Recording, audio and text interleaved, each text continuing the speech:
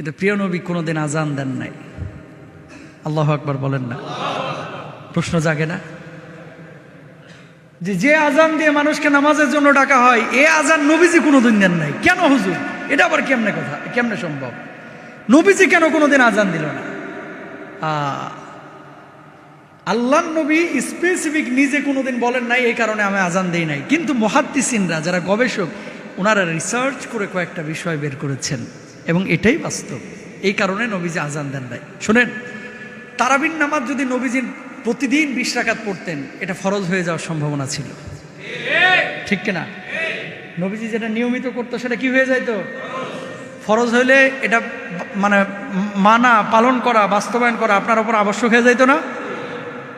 বুঝছেন কথা? মায়ার নবী, রহমতের নবী, দয়ার নবী, এই জন্য প্রতিদিন 20 রাকাত উনি তারাবির নামাজ পড়েন নাই। কেন? যদি